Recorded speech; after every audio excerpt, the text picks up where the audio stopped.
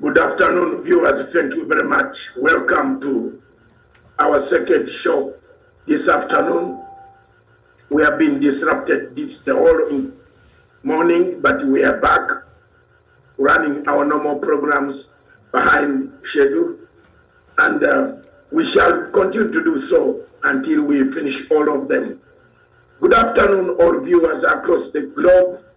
This is Punchline Africa Television. I am the co-host of this show with Miriam Ogutu, who is my main host from the headquarters of Punchline Africa in Nairobi, Kenya. Also joined us on the show, we shall have Gladwell Kiragu, who is our legacy correspondent across, and next time we shall tell her to tell us more about the roads, the activities of what President Uhuru Kenyatta has been able to do. But today the topic is diplomatic leaks. Good afternoon, Gladwell Kiragu. A very good afternoon to you, Doc. Good afternoon to Miriam. Good afternoon to our viewers. Thank you very much. Good afternoon, Miriam. Back to you. I hand you over all this just to say one or two words, then I go into the process. All right. Thank you so much. I don't really have much to say, but good afternoon to you. Good afternoon to our viewers. Good morning, good evening, depending on where you're tuned in. So perhaps you just start with a takeaway. The studios are waiting. Thank you very much, viewers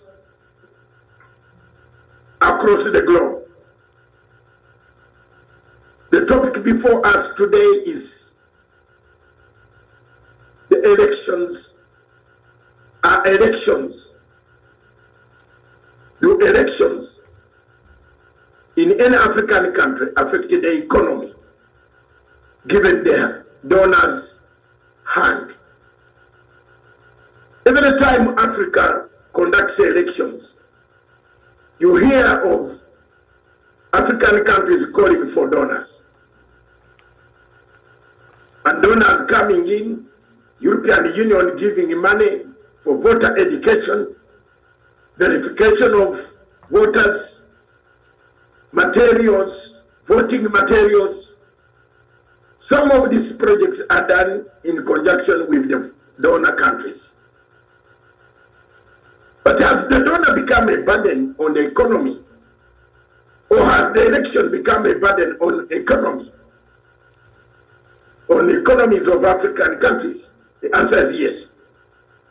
If you look at most of the African countries, there's no African country that holds election without borrowing money from the donors.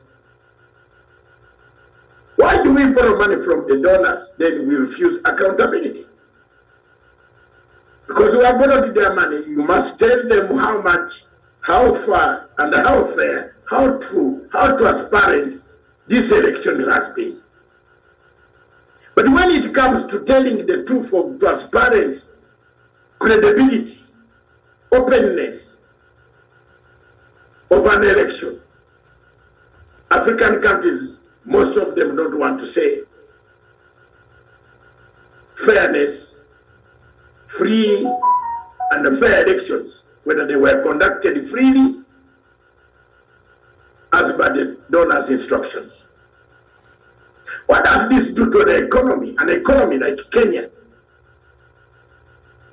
that has just come out of COVID-19 thanks to President Uhuru Muigai Kenyatta steering the country out of COVID-19. We should give him an applause. I saw somewhere that I don't know whether it's a true story, that CNN had selected him as one of the prize winners, the Nobel Prize winner. I don't know, Miriam, you have not checked that story. I don't know whether it is a true story. But I think Uhuru has handled, and I did handle, as far as Kenya's economy. Some of the economies in Africa are reeling from the bad pandemic that took place across the continent. We thank Uhuru for having steered us through this hardship.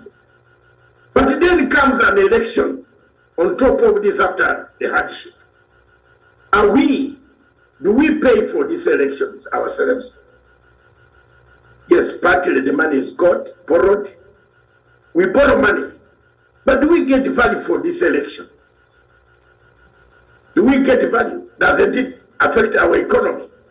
You are borrowing 62 billion shillings to pump into an exercise of 6 hours. Because in Kenya, the climax is 6 hours. The rest of the money is either corruptly eaten by clerical officers, the chairman of these commissions, the managing directors of these commissions in purchasing the ingredients. One, in purchasing ballot papers, in purchasing BVR machines, in hiring experts for data, so on and so on and so forth. Extra, extra, extra. Is this the election that Africa wants? Yes, elections are good to measure our democracy. But do we need such an expensive election in Africa, really? If that is what it is, let every African country look at its economy. That every 5 years you have to spend 100 billion shillings or dollars or $10 billion to run an exercise where you are going to beat each other. I think time has come for us to rethink about whether elections in Africa is viable or not. Do we need elections where prices of goods are raised, of commodities, of the parts, that all the instruments that go with elections are raised or corruptly increased or ballooned for the sake of the few people earning money, extra kickbacks? The donor, what role does the donor play? The donor plays a very vital role. But why do donors watch and helplessly cry at the end of the election that this election was not free and fair? Yet, when they are pumping in money, the conditions they put are not the conditions that they follow. That is my submission. Elections in Africa, therefore, are a burden to the economies of Africa. We are two small economies. We have the young growing economies. We don't need elections every 5 years. I think it is time for us to think as to whether we need elections every 5 years, or we need elections every 10 years, or we need elections every 1 year, or we don't need them. It is up to you, people in Kenya, in Uganda, in Ethiopia, everywhere, where you have seen elections sparking chaos. Think again. That is my position. That is my take. Thank you. Good morning, or good afternoon, good morning, good evening, across the globe, wherever you are. Thank you. Back to you, Miriam. All right. I don't know if there's anything there that you need to add, really. Cladwell, do you have anything you'd like to add to that submission? No, that's a very good, a very juicy statement. So I don't think there's anything more to add. So if you say juicy, it is not juicy. You can add something, Miriam. Maybe I'm wrong, but my reasoning, Miriam, we are on air. I might be wrong, but you look at it. You have an economy which is struggling to stand. You borrow 62 billion shillings to pump into an election. The chairman of an election does not publish the list in accordance with the law. We are now 3 months. We are aware, all of you Kenyans, all of us in Kenya, everybody looking at Kenya, whether a schooler in London School of Economics, or a schooler in SOAS, or Cambridge, or Oxford, is looking at Kenya's elections, the stability of this nation. They are aware that this election has not been properly managed. managed because timelines have not been followed, deadlines have not been met, changes of the whole timetable. And then we have many people fighting. We have only 10 hours to decide president, MP, senator, woman rep, governor, MCA. Is there another one I've left? Women representative. Yes, I mentioned that. Women rep. 10 hours. That is the crowd. You have the rate of literacy in Africa. Kenya has gone up. It's about 60% people now know English, know how to write. It's close to 90 actually. 90%. Yes, people can vote, can go and vote. People can argue their cases on national television. But looking through that list, you're looking for your MCA. We are looking for MCA. Why didn't we make election for MCAs to be on another day? Miriam, for example. Surely, why didn't we split this election, stagger it?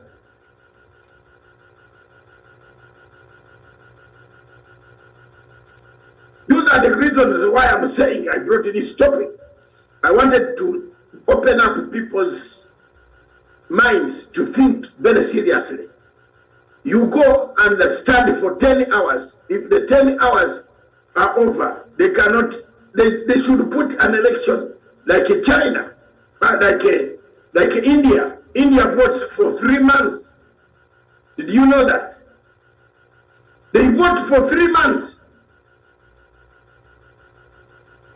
With a population of about 1 billion people, or 1.8 billion people, I think. India has a population, but they vote, they vote for 3 months. It means it's a period for voting.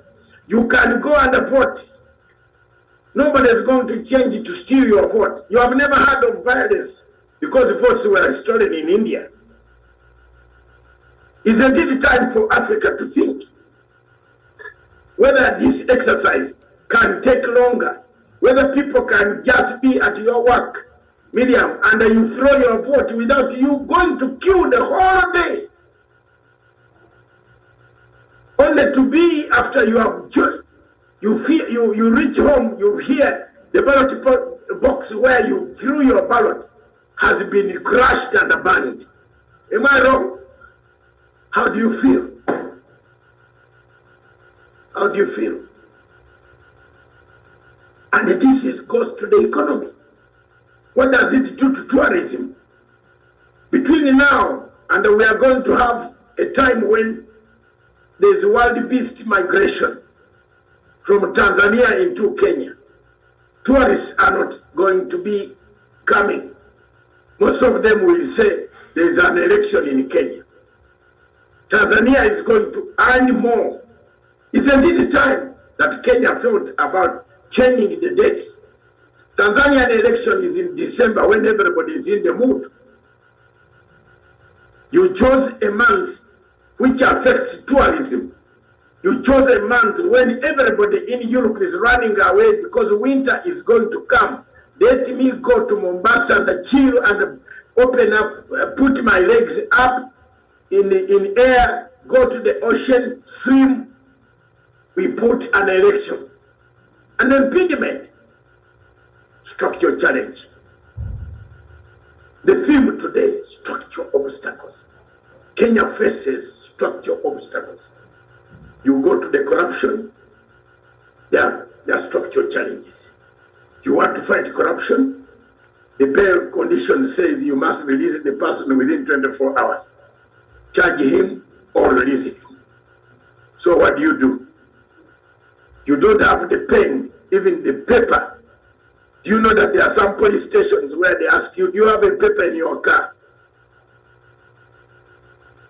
Miriam,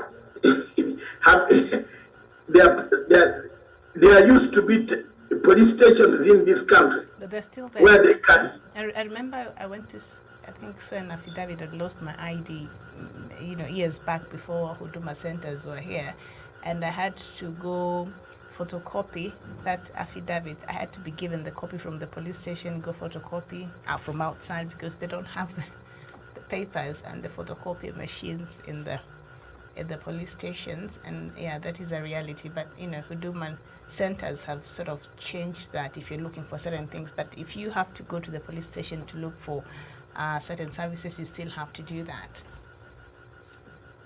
Miriam, that's exactly, my sister, what I'm talking about. Is exactly what I'm talking about.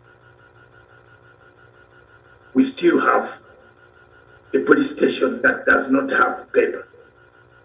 And we still want to spend the money instead of getting paper to the police to efficiently record the problems that are at the election center.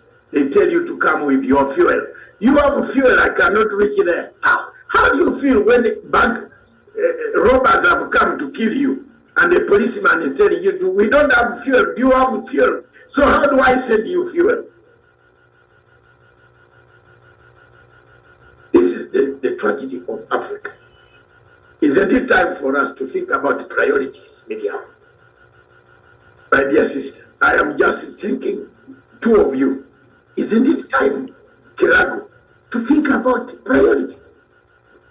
Is an election in Africa a priority? This election, which Miriam, you have been documenting every time. I like the way you write down your notes. You have been documenting so many loopholes.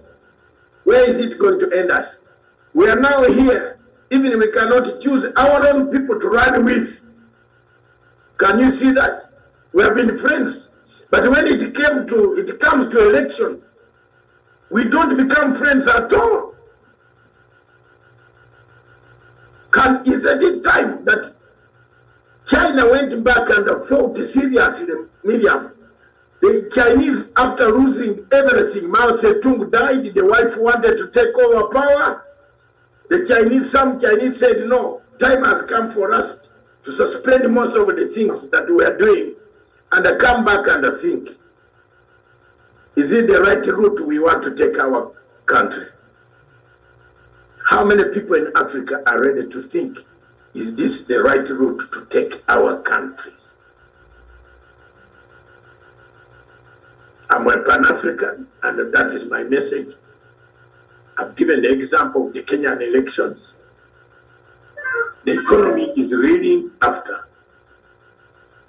COVID-19, but we see we want more money for elections. Now, we don't even plan. The minister of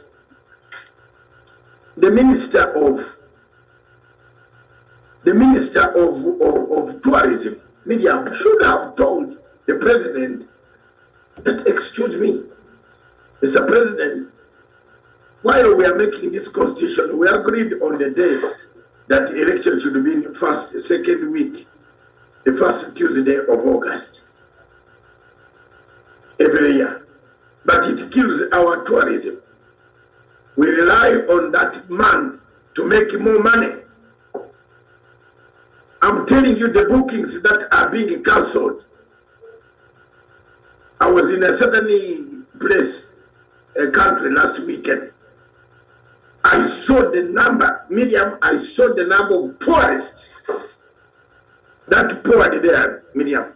The number of tourists that poured there. You say, who are booking the place? When you ask the hotel, he said, if you don't book your accommodation now and you come back here, you will not get it in August and July, August, because we shall have a lot. We are booked up to October. This is a country that even wanted to cry. Moses, my dear sister, Miriam, it wanted to cry. There was no tourists, everything is good in here. Now it is a country where every tourist wants to go and relax. And yet there are not very many touristic places like here. Here we have Mara, it's so huge. There they have on the Serengeti. And the Serengeti, the animals would have moved up. That month the animals move up. The animals only move up to Kenya, but have you, Miriam, when do the animals return to Tanzania? Why is that event not very significant? It is also significant on the other side. Oh, the other side, that's why they are booked up to October. Yes, that's why in October they start to go back. So you see. So, and for them, that country, Tanzania, has put its election in December. Festival mood. Unataka kupiga kura, utapiga December. Kila mtu anaenda nyumbani kwake. Even as ours used to be in December until the new constitution. Kiragu, talk about this. Don't only catch flowers.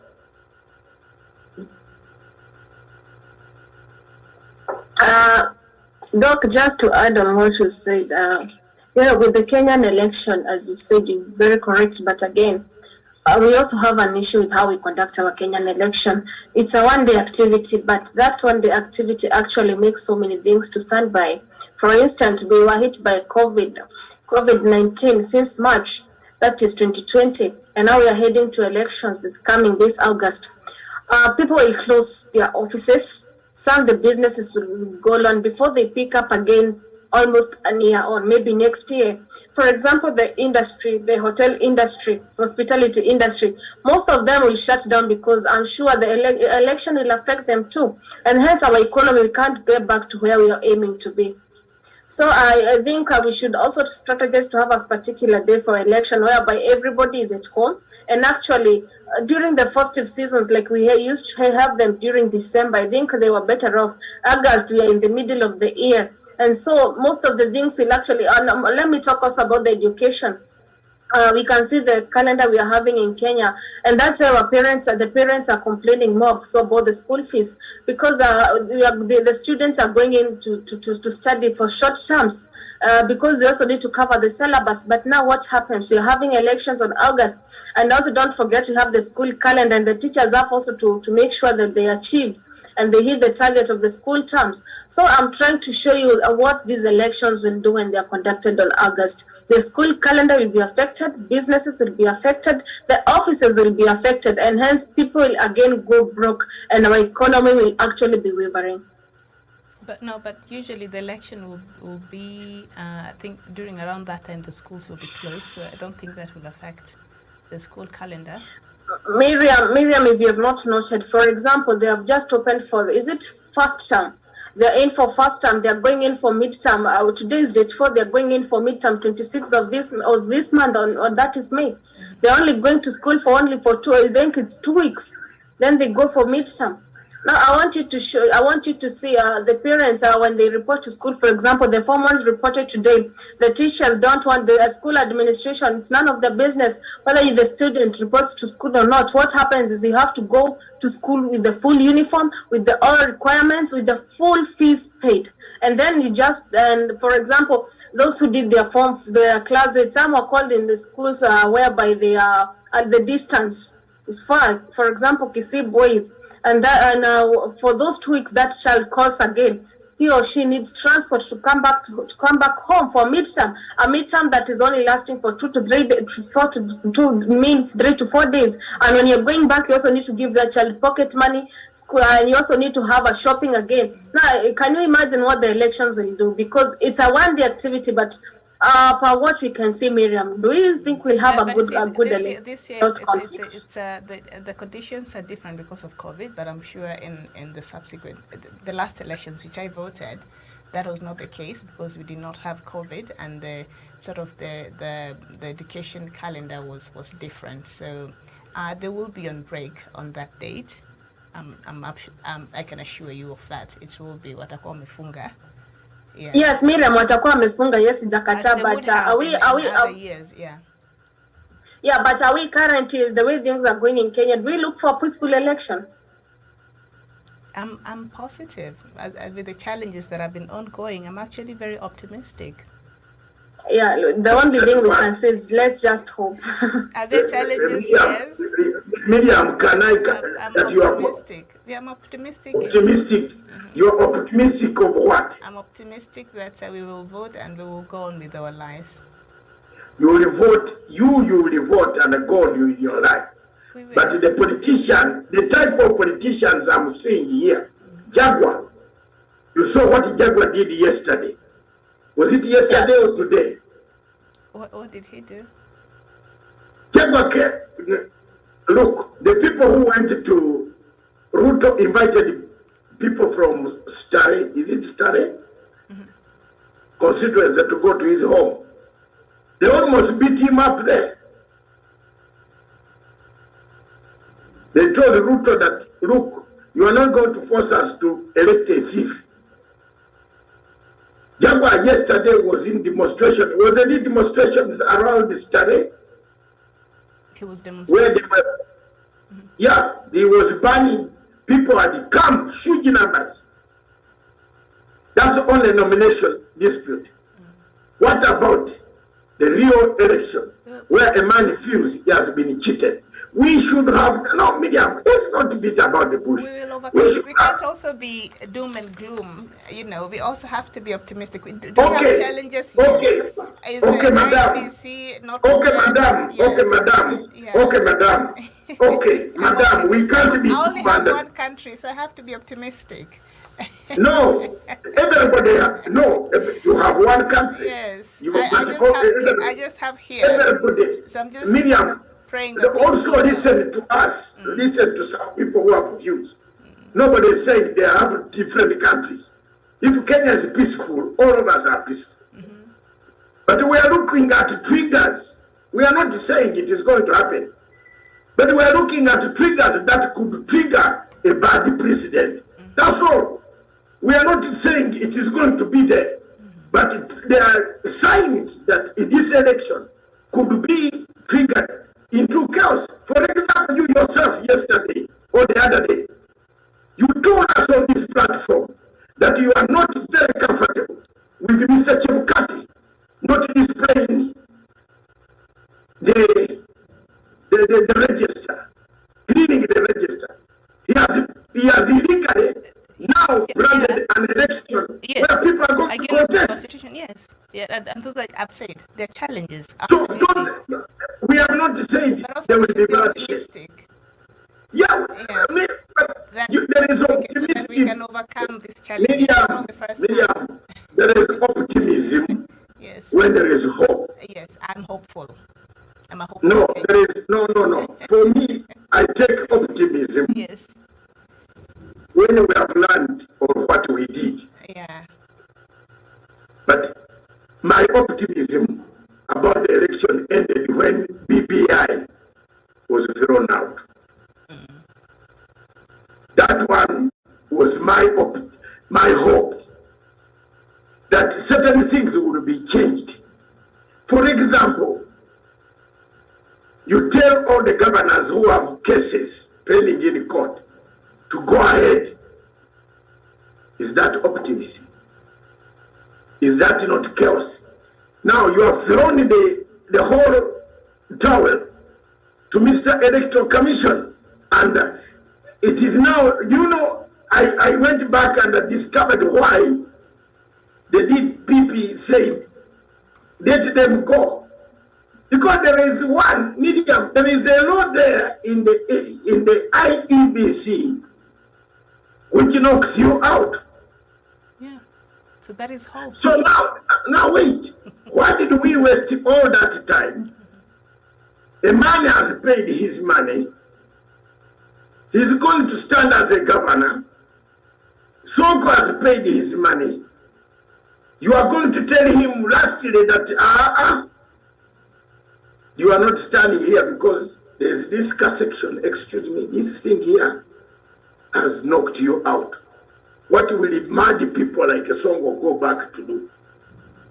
To mobilize their voters? We are not saying it's going to happen, but some people, some places, some people will mobilize their voters either not to vote or to disrupt the election, and that could cause, spark, or trigger problems. That's all we are saying. Everybody wants a peaceful Kenya. It's your country. You have one country. Nobody has two countries.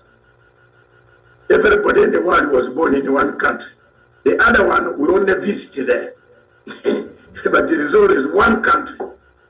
But this one country is also an attraction to many people. For example, the tourists that are bringing in the money are not coming. Is that a very good one? After the election, will you eat? What will you eat? The prices of fuel will go up, and President Kenyatta will come on a platform and say, I am not from Ukraine. And he has a point. Isn't it, Kirako? He has a point. He's not the one who caused the war for the fuel to go up. Up to now, if you ask the Minister, Miriam, let me convince you more before we close. If you ask the Minister of Trade, whether he has gone to another European country like Belarus, or Serbia, or Macedonia, and I told them, Uzia sisi ngano, but give us wheat. Nobody is planning that. Everybody is on this election. I saw the Minister of Foreign Affairs. Did you read something like that today in the paper? The Minister of Foreign Affairs, Madame Omamo, is planning to buy state lodges for visiting president. Hala.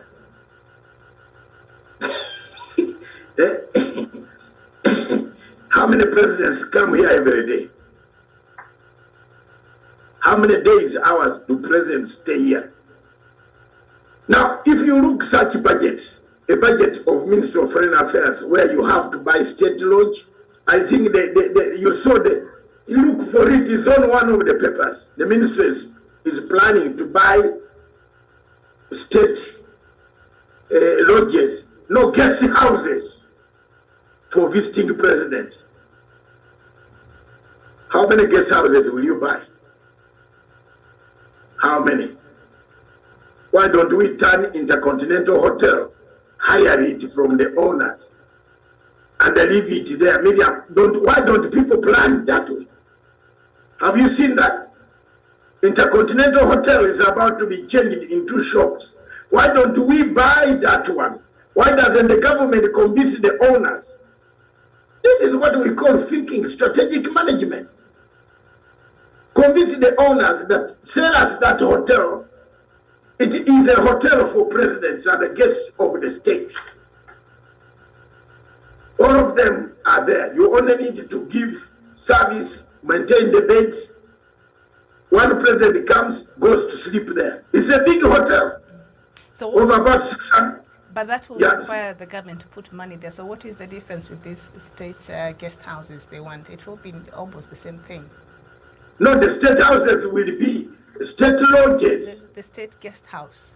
That's what they're calling it. Yes, guest house. So state guest house. For example, the president comes and wants to go to Mara. You must have a state guest. That is what I saw it in proposal. You must have it in Mara. You must have Mombasa. You must have, because they are going to stay in those different places. This one of Intercon reduces the price. You buy one item, controls many of them. But that is aside. The only thing is that nobody wants chaos in this country. But the chaos is building slowly, slowly, slowly. Even in a party, we have just talked about Azimio. There is chaos. There is chaos. You think Kalonzo is going to go like that? He's not going to go like that. He wants to go with chaos.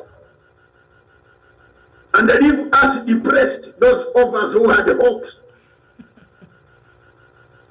Me, I had a hope, yes, honestly. for you, is your country. But me, I have a hope that once Raila Amolo Odinga wins the elections, there is hope for a better Kenya and a better East Africa. But once the other guy wins the elections, there is more gloom. There's gloom ahead there. Because the type of laws that he's going to bring or bottom up, it means he's going to shake everybody here. Because this is a new concept of bottom up. It's a new concept. That's all what I'm saying. But thank you very much. The economies of Africa. That was the topic. Medium, the headline was the effects of elections on any economy in Africa, given the donor hand. Yes, exactly. That was the topic where the effects on the economies of Africa, given the donor hand, the effects of African economies, given the donor hand. That's a question we have discussed it, and thank you very much. See you again at 3 p.m. East African Standard Time, when I don't know whether Miriam will be presenting, or will you be there, madam? Yes. With your African news, yes. or tomorrow? I will be there. If power is there, because anytime it could go off. But see you again at 3 p.m.